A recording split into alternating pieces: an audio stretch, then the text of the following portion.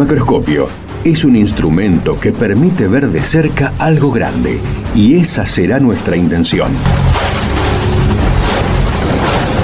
Acercarnos desde las pequeñas historias personales y sus recorridos al sistema científico nacional.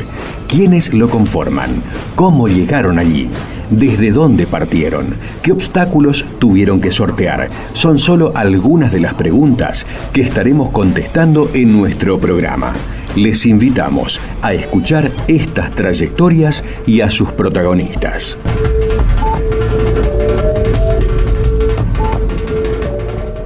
Buenas tardes, estamos aquí en Macroscopio como todos los lunes por FM Universidad. Hoy tenemos el gustazo de hablar con la doctora Valeria Edelstein. Valeria es doctora en Química Orgánica, licenciada en Ciencias Químicas, es investigadora independiente de CONICET, se dedica a la didáctica de las ciencias, a la comunicación de las ciencias y trabaja en el Centro de Formación e Investigación en la Enseñanza de las Ciencias, CEFIEC, de la Universidad Nacional de Buenos Aires, Facultad de Ciencias Exactas, en Cava. Te damos la bienvenida y agradecemos tu tiempo en Macroscopio, Valeria. Hola, ¿qué tal? No, muchas gracias a ustedes. Bueno, un gusto hablar con vos realmente, porque te conozco de redes, de intervenciones, de entrevistas, de las ferias científicas, bueno, de todo eso vamos a hablar en un ratito. Nos gusta empezar el programa con recorridos personales. ¿Cómo y cuándo fue que te decidiste a estudiar ciencias químicas, a estudiar? ¿Dónde apareció esa curiosidad? ¿Cómo nació? Bueno, en realidad hay gente a la que desde chiquita le preguntan qué quiere ser y lo tiene muy claro y dice yo quiero ser arquitecta o futbolista o lo que fuere. No fue mi caso. Yo desde chiquita, mi mamá cuando tenía 7 años me preguntó a qué me quería dedicar cuando fuera grande y yo dije que quería ser pollera, quería cortar y vender pollo. Okay. Así que las ciencias no estaban no estaban en tus planes. No, sí me gustaba mucho eso, porque me acuerdo, me gustaba mucho los juegos de ingenio, me gustaba mucho los rompecabezas, me gustaba en general esto de tratar de entender el mundo, pero no tenía una vocación científica. Recién en tercer año, y de la mano de una profesora de química, Ana Rivac, en mi escuela secundaria, me pasó que ella estaba explicando modelos atómicos, que era la primera vez que teníamos algo parecido a química en la escuela, era físico-química la materia, de hecho, y ella estaba explicando los modelos atómicos, y al final de la clase dejó una pregunta colgada. La pregunta era, si los electrones están cargados negativamente y el núcleo está cargado positivamente, ¿por qué los electrones no se caen sobre el núcleo? No se pegan al núcleo.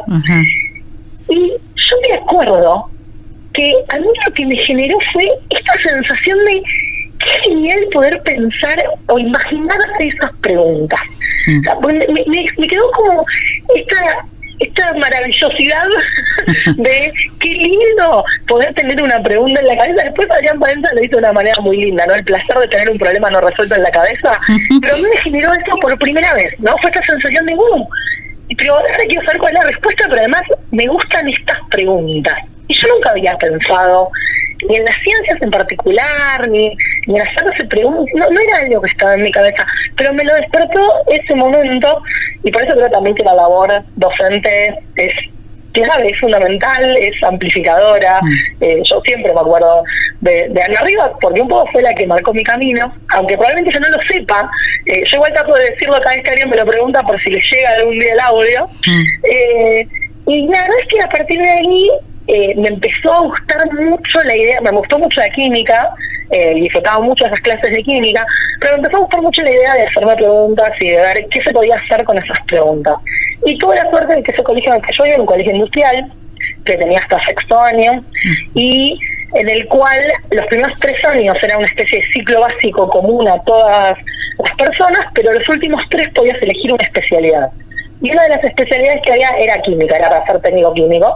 Así que yo elegí la tecnicatura en química, hice 3 años de especialización en química. Entonces ya tuve muchas materias, claro. Química inorgánica, química orgánica, química industrial, química biológica, y después fue como un camino que me pareció evidente, por lo menos para lo que yo quería, ponerme a estudiar química y después hacer también el doctorado en química. Ahí ya en el secundario decidiste seguir estudiando química y doctorarte, ¿o fue un proceso posterior? No, yo creo que tuve muy marcado el camino, pero hay algo que a mí me gusta, que es la idea de poder cambiar de opinión, porque es algo que a mí me pasó mucho en la carrera y que al principio lo sufría, porque tenemos un poco esta idea de no, si elegís algo en el secundario después no podés cambiar de opinión. Sí. O ya arrancaste a hacer esta carrera, bueno, no sé, ahora terminala, no vas a tirar por la borda todos esos años. Eso está como muy presente. Sí, sí. Yo cuando estaba haciendo la licenciatura tenía bastante claro que me quería dedicar a la investigación. Había empezado a trabajar en los laboratorios dentro de la Facultad de Ciencias Naturales, había trabajado en inorgánica, después empecé a trabajar en orgánica, tuve un par de becas de estímulo y demás. Estaba como bastante marcado ese camino. Me pedí la beca, me postulé para la beca de doctorado de CONICET, que estaba volviendo a abrir sus puertas después de años de la nada misma. Sí, algo que estamos lamentablemente volviendo otra a vez. abrir. Y ahí me postulé, me salió la beca en un laboratorio que a mí me gustaba mucho, de química farmacológica. Yo trabajé muchos años ahí haciendo el doctorado, después hice un postdoctorado, pero lo que me pasó fue que más o menos a mitad del doctorado sentía que me faltaba algo y no tenía muy bien claro qué. A mí me gustaba muchísimo trabajar en la mesada o trabajar en el laboratorio, mezclando, haciendo reacciones. Era muy el estereotipo de cuando alguien dice científico y se imagina el Guadalajara, el laboratorio y demás. Era todo eso y a mí me gustaba, yo lo disfrutaba muchísimo, pero sentía que me faltaba algo y no terminaba de encontrar qué era ese algo, hasta que en un momento dado dije, quizás lo que yo quiero es contar ciencia, además de hacerla. Y empecé a averiguar qué se podía hacer con eso. Había un curso en la facultad que daba Susana Gallardo, que era de escritura científica y también de algo de divulgación. Y dije, bueno, por ahí se puede empezar por acá. Me gustó. Después, en ese momento también estaba Proyecto G, el programa de Diego por favor, Lombeck. sí. Y entonces yo me decía, es algo como esto, pero ¿cómo meterme? ¿Cómo hacer? Entonces dije, bueno, voy a empezar a estudiar periodismo. Entonces, mientras estaba haciendo el doctorado, empecé a estudiar periodismo. Y hacía el doctorado a la mañana de la tarde y a la noche me iba a estudiar periodismo. Y dije, no, pero creo que tampoco es por acá. Hasta que en un momento dado dije, bueno, yo de cara dura voy a escribirle a Diego, a ver qué me aconseja Diego, que es el que viene haciendo todas estas cosas que a mí tanto me gustan. Y entonces le escribí un mail a Diego Lombeck y le dije, hola, mi nombre es Valeria, estoy terminando mi doctorado, ¿no lo conoces? A mí me gusta mucho lo que vos haces, ¿no? A grandes rasgos decía esto. A mí me gusta mucho lo que vos haces. Yo tengo, la verdad, que varias ideas en la cabeza porque me gustaría hacer algo parecido, pero no sé qué hacer. ¿Tenés algún consejo para darme? Y Diego, que fue increíblemente generoso conmigo, Diego me respondió, bueno, ¿qué ideas? Y entonces le conté 3 o 4 ideas que tenía ahí rondando. Una de esas ideas le gustó mucho y me dijo, yo esto lo veo como el libro de la ciencia que la habla. Y me dijo, bueno, ¿te animás a escribir un índice? Bueno, le mandé el índice, me dijo, ¿te animás a escribir un primer capítulo? Y le escribí el primer capítulo, me dijo, bueno, escribí el libro entero. Y ese libro fue después lo que se convirtió en Los Remedios de la Abuela. Los Remedios de la Abuela. Que fue el primer libro de comunicación de la ciencia.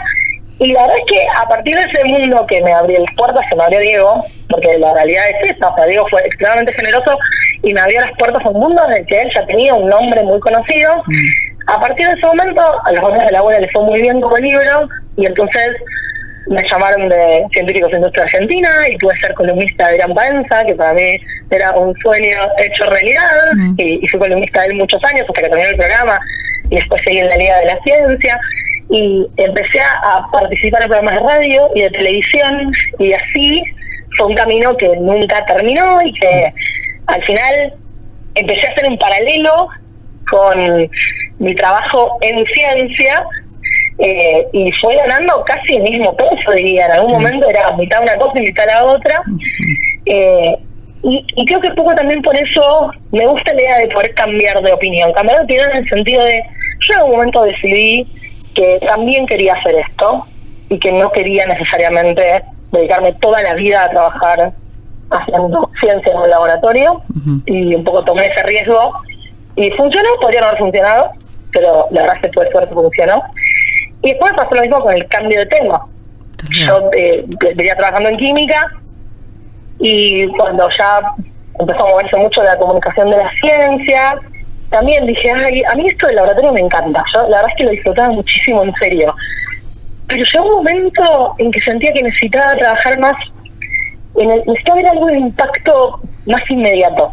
¿No? Cuando uno trabaja en el laboratorio, a veces las cosas que uno hace quizás llevan años, hasta que aparece algo remotamente con impacto. Y yo decía, yo necesito algo más humano, ¿no? Creo que necesitaba eso. Y dije, casi siempre me gustó la pata de la educación. Desde la comunicación de la ciencia yo había entrado un poco a ese mundo. Dije, bueno, quizás es un momento de que cambie de tema.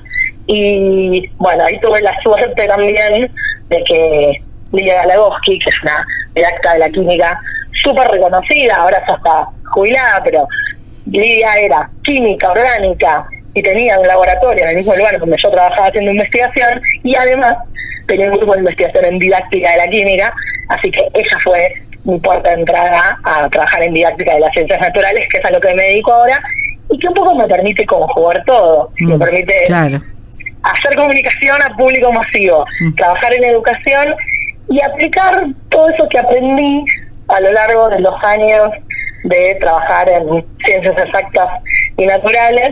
Así que no me arrepiento en absoluto de haber hecho todo eso, y me parece que está bueno saber que uno puede cambiar de opinión en el camino y elegir otros destinos distintos a los que eligió en un principio. Bien, totalmente de acuerdo.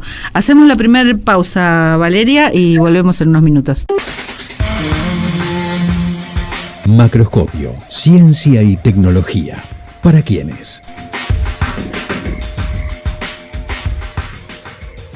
Continuamos hablando con la doctora Valeria Edelstein. Bueno, estábamos hablando de sus primeros pasos en su formación y en la comunicación de la ciencia. 2 preguntitas fáciles, te decía. La primera, ¿por qué es necesario comunicar ciencia?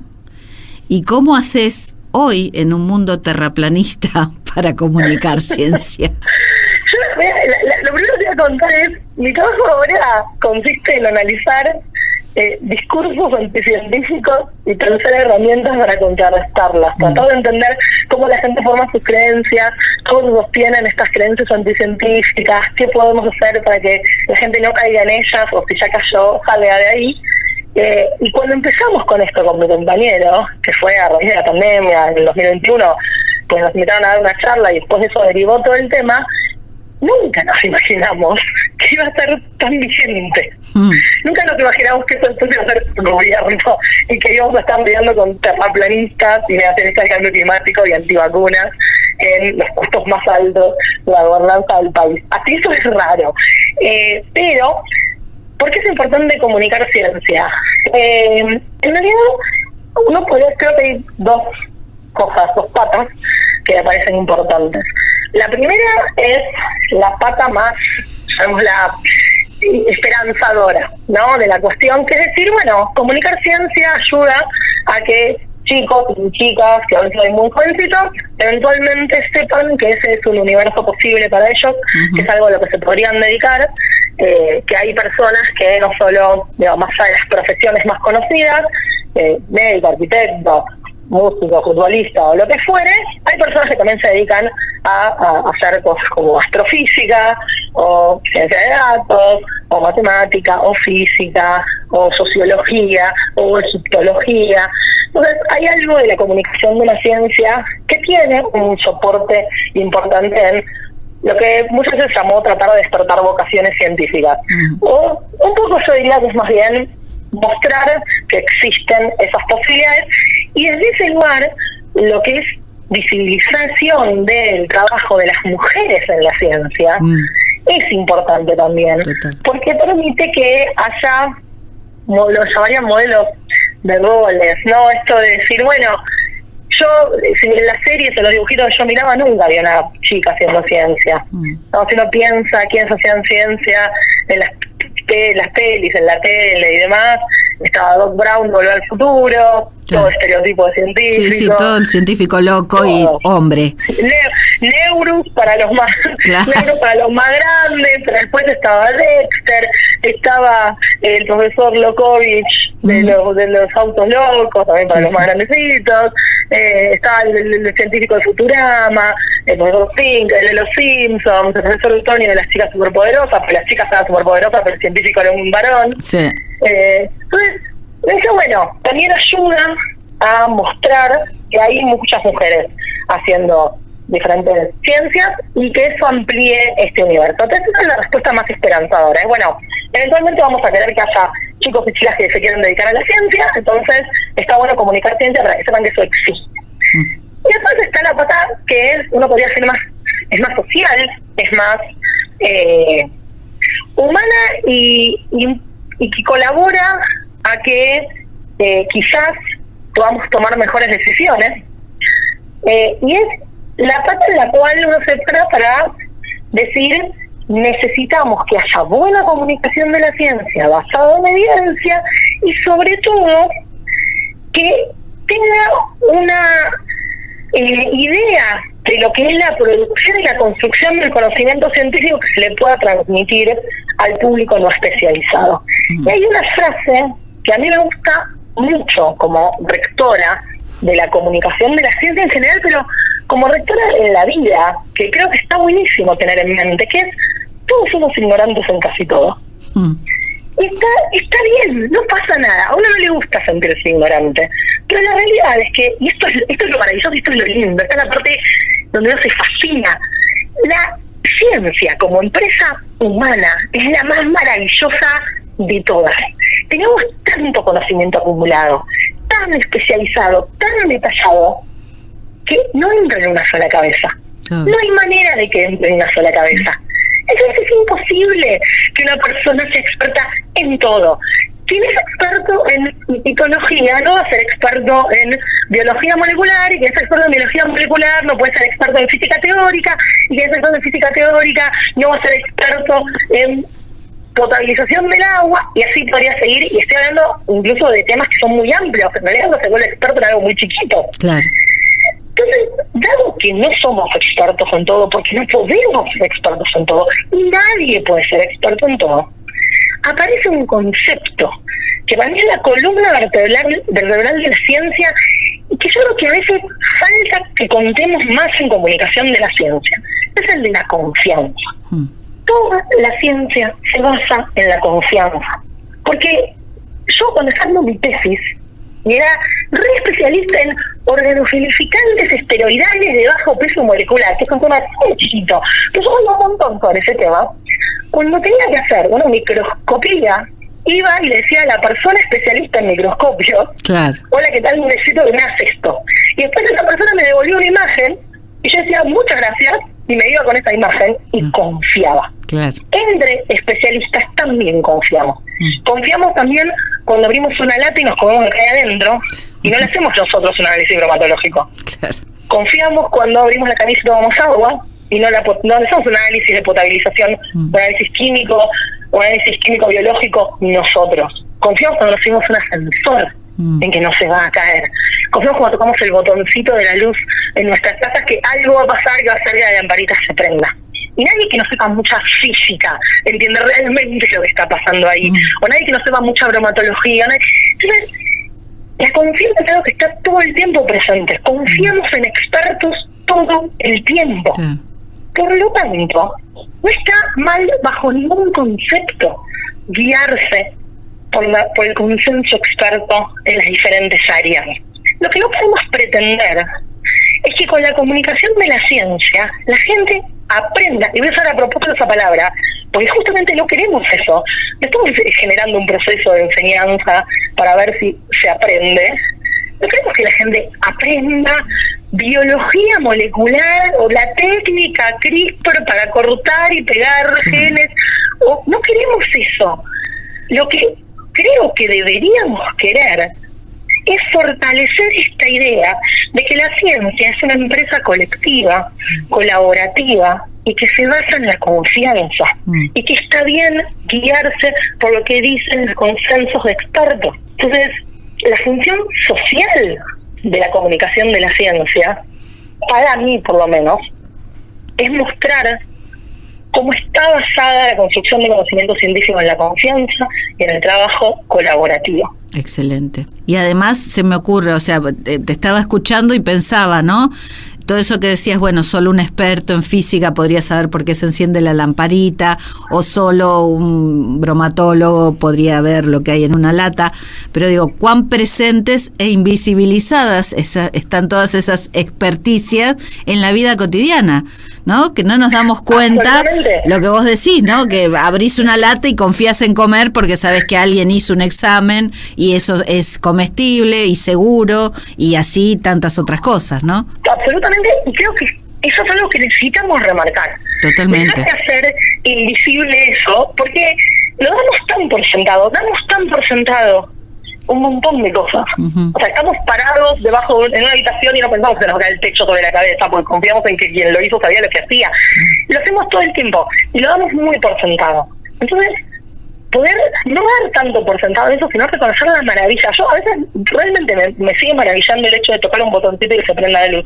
No me parece para nada menor, es fantástico.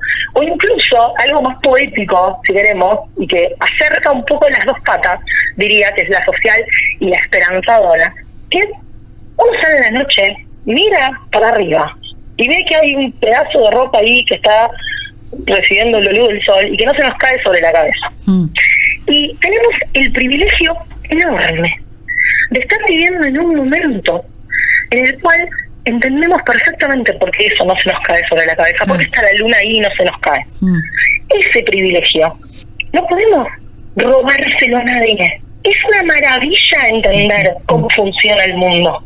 ¿Por qué no vamos a querer que haya más gente entendiendo cómo funciona el mundo y viendo esas maravillas y asombrándose con esas maravillas? Hay cosas que obviamente por un nivel de experticia necesario no las van a poder entender, no las vamos a poder entender, yo tampoco, pero poder maravillarnos con el hecho de que somos una civilización que logró llevar seres humanos a la luna, que logró conocer las profundidades marinas, que logró construir edificios altísimos, que logró tener aviones, o sea, nos fuimos en una lata que deja por el aire.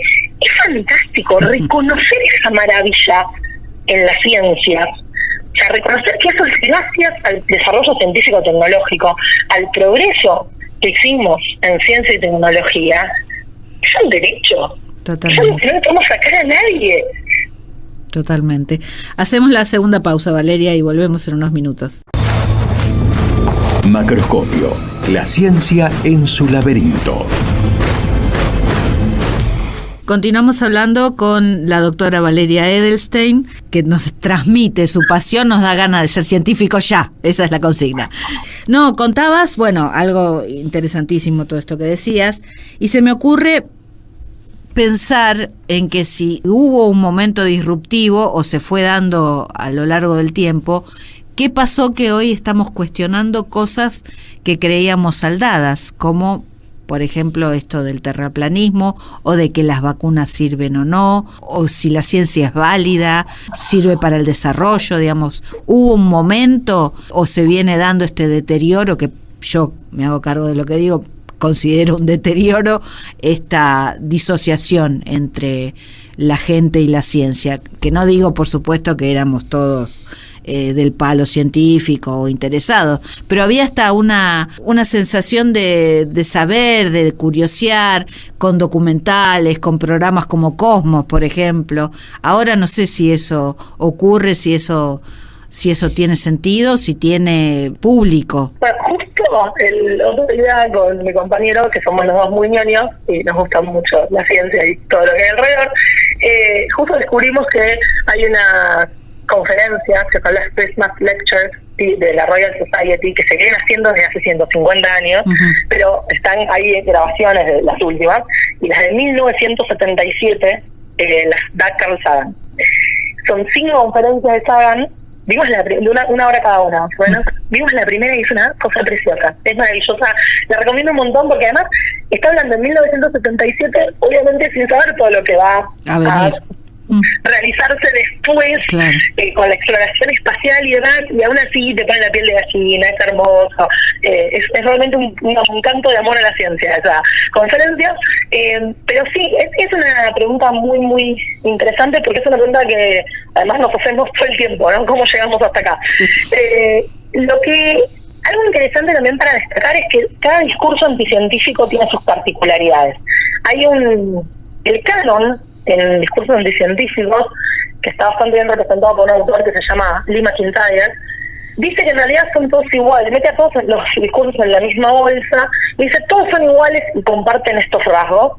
Nosotros, que venimos trabajando ya hace años en discursos anticientíficos, en realidad cuando lo que decimos es, mira, cuando uno va al mundo y mira lo que dicen efectivamente los terraplanistas, los antivacunas, los negacionistas de cambio climático y demás, se da cuenta que no son todos iguales, que cada discurso tiene grandes particularidades y también tiene una historia distinta. Los terraplanistas, por ejemplo, tienen una historia que se remonta. El primer terraplanista era un charlatán de feria real, que se llamaba Parallax, se hacía llamar Parallax. Hay todo un libro sobre él que es súper interesante. Pero los terraplanistas, por ejemplo, fueron un movimiento que se perdió mucho. Hasta los 70 más o menos tenía una cierta continuidad. Después decayó mucho, empezó a decaer mucho, sobre todo con la exploración espacial. Pero volvió a tener auge con la llegada de YouTube. Cuando surgió YouTube y ganó mucho público, lo que pasó fue que los terraplanistas encontraron ahí un espacio para expresarse y encontrarse. Entonces, algo que venía en declive, de hecho estaba por desaparecer, hay una Flat Earth Society, ¿no? Una sociedad de la Tierra plana, eso existe, iba a desaparecer, estaba a punto de desaparecer, y con YouTube eso reflotó. Hay un terraplanista en particular que se llama Mark Sargent, que tiene un montón de videos en YouTube con una cosa que él llama clues, pistas, en donde va contando las pistas que fueron dejando para que nos demos cuenta de que es toda una conspiración el hecho de decir que la Tierra es una esfera. Eso es una locura. Nos miramos todos esos videos, es como meterse en una cueva de conejo de la que no se puede salir. O sea, no lo recomendamos, no lo hagan en sus casas. Es muy dañino, pero había que verlo para caracterizar que estaban diciendo el discurso.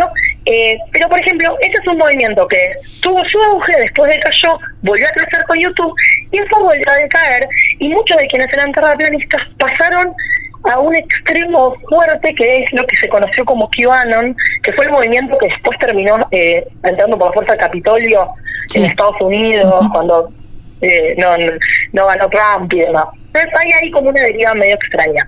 Los terraplanistas tienen una particularidad, que es que son lo que llamamos individualistas epistemológicos. ¿Qué quiere decir?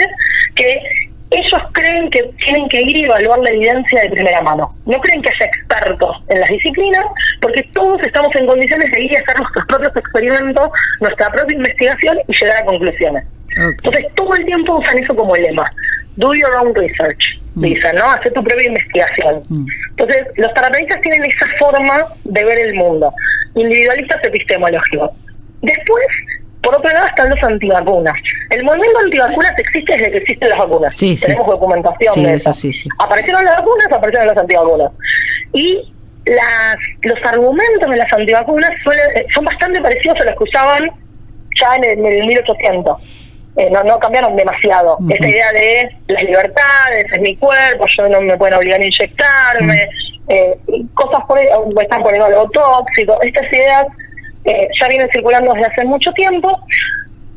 En algún momento pensamos que las vacunas eran, esta frase es muy conocida, las vacunas fueron víctimas de su propio éxito, fueron tan buenas las vacunas que ya la gente se olvidó de lo que era atravesar por enfermedades como la polio, y entonces, bueno, lo dieron por sentado, ya se olvidaron de la maravilla que fueron las vacunas. Pero que entre paréntesis fue la segunda intervención humana que más días salvó en la historia de la humanidad. La primera fue el agua potable.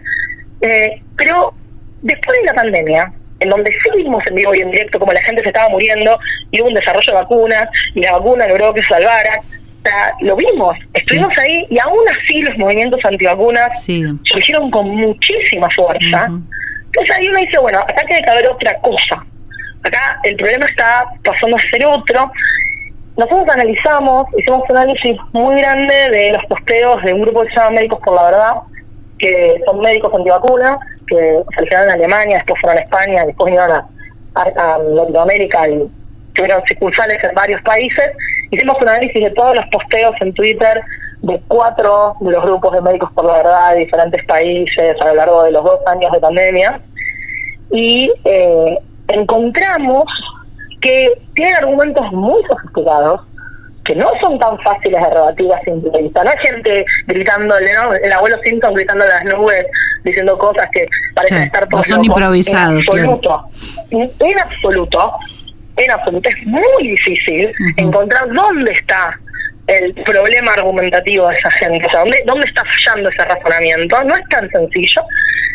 Y el tema con los antivacunas, y acá voy a volver a algo que dije en el bloque anterior, es que hay una crisis de confianza muy fuerte en las autoridades expertas, en las instituciones formadas por autoridades expertas. Porque lo que dicen los antivacunas no es, no sabíamos que las vacunas eran seguras y efectivas y que la Organización Mundial de la Salud decía eso.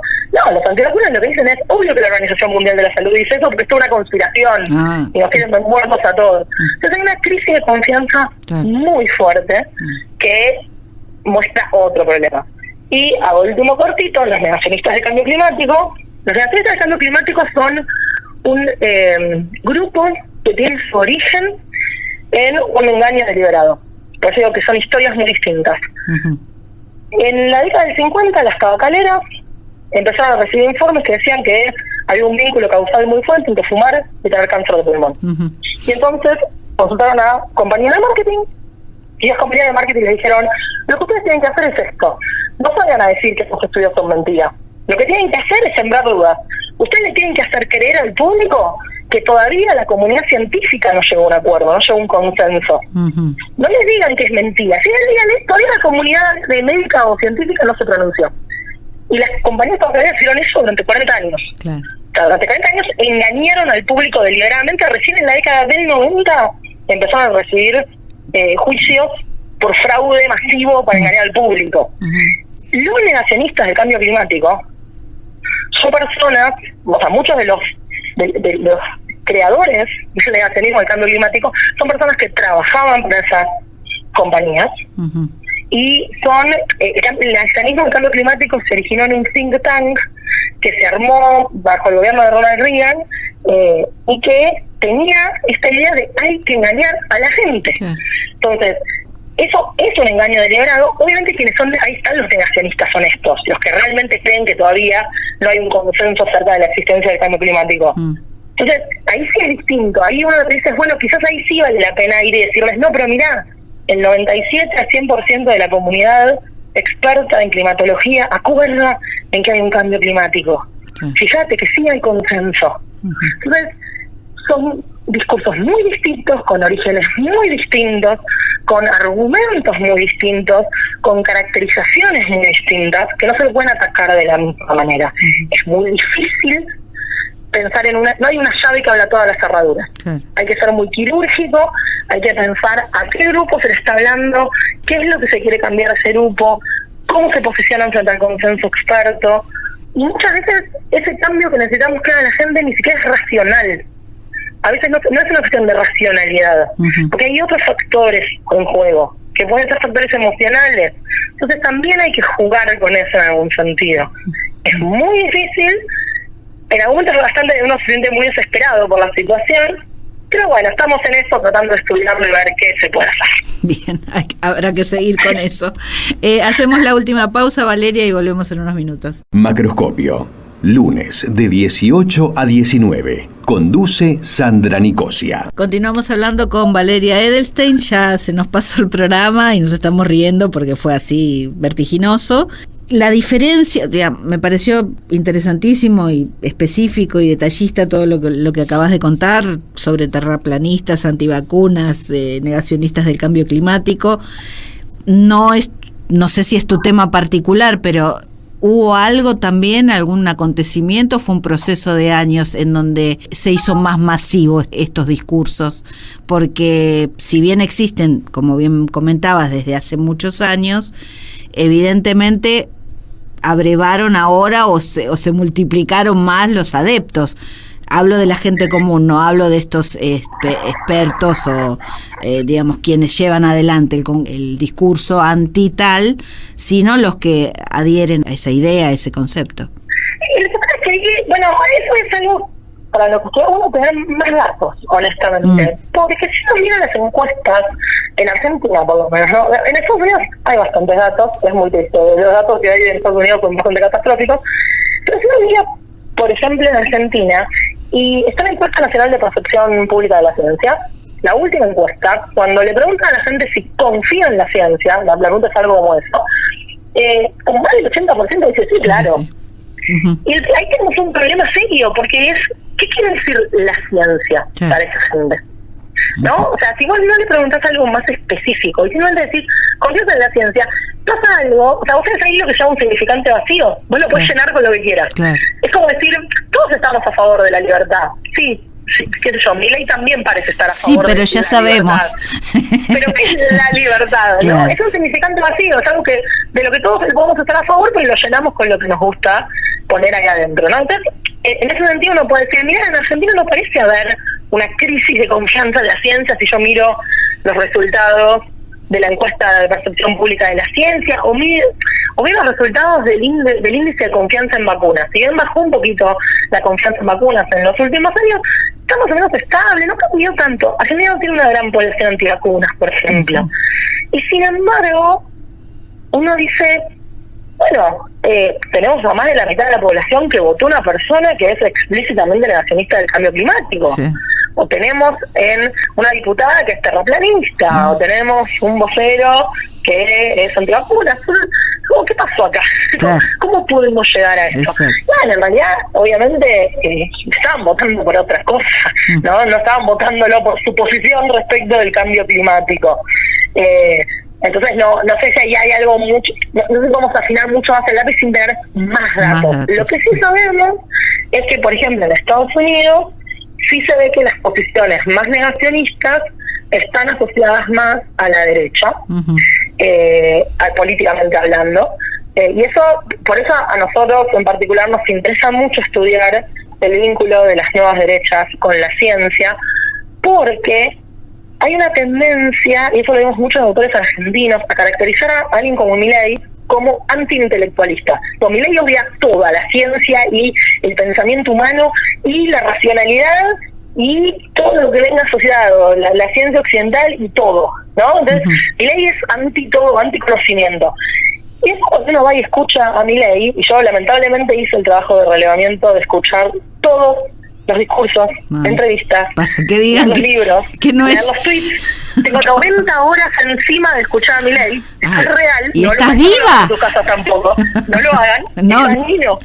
Te hace daño en serio, es durísimo. Pero analicé esos discursos y voy a extractar las citas y después clasificarlas. Tenemos un trabajo que mandamos a ver si logramos publicarlo, que justamente habla sobre esto. Pero la idea es cuando uno mira lo que dice Milei, efectivamente, Milei no parece ser anticonocimiento y razonamiento y ciencia.